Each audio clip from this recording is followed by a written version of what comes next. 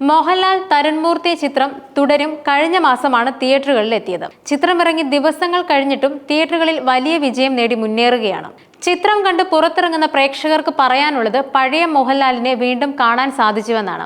നായകന്റെ ഒപ്പത്തിനൊപ്പം നിൽക്കുന്ന വില്ലൻ കഥാപാത്രവും ഏറെ ശ്രദ്ധ നേടിയിരുന്നു.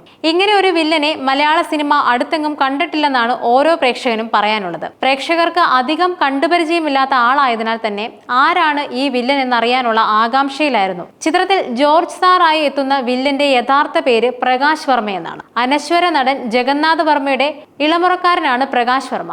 ബിഗ് സ്ക്രീനിൽ ക്യാമറയ്ക്ക് മുന്നിൽ പുതുമുഖമാണെങ്കിലും ക്യാമറയ്ക്ക് പിന്നിൽ വർഷങ്ങളുടെ അനുഭവ പരിചയമുള്ള ടെക്നീഷ്യനാണ് പ്രകാശ് വർമ്മ. വോഡാഫോൺ സുസു പരസ്യങ്ങളാണ് അദ്ദേഹത്തെ പ്രശസ്തിയിലേക്ക് എത്തിയത്.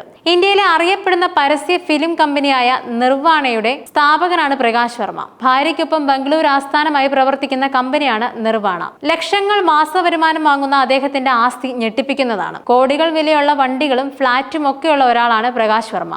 സിനിമാ ഭ്രാന്തിനൊപ്പം തന്നെ വണ്ടി ഭ്രാന്തും പ്രകാശ് വർമ്മയ്ക്കുണ്ട്. 7 കോടി വിലയുള്ള ഫെരാരി 812 തുടങ്ങിയ അത്യാഡംബര കാറും അദ്ദേഹത്തിന്റെ വാഹന ശേഖരണത്തിലുണ്ട്. ഒപ്പം ലക്ഷങ്ങൾ മാസശമ്പളം വാങ്ങുന്ന ഒരു ആഡ് ഡയറക്ടർ കൂടിയാണ് അദ്ദേഹം. എന്തായാലും ബ്ലോക്ക് ബസ്റ്റർ വിജയമായി മാറിയിരിക്കുകയാണ് മോഹൻലാലിനെ നായകനാക്കി തരുൺമൂർത്തി സംവിധാനം ചെയ്ത തുടരും.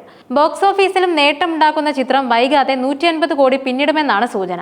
ചിത്രത്തിലെ കഥാപാത്രങ്ങളെയെല്ലാം പ്രേക്ഷകർ ഏറ്റെടുത്തു കഴിഞ്ഞു. ചിത്രത്തിൽ വില്ലൻ കഥാപാത്രമായി എത്തിയ പ്രകാശ് വർമ്മയും ബിനു പപ്പുവുമെല്ലാം കയ്യടി നേടുകയാണ്.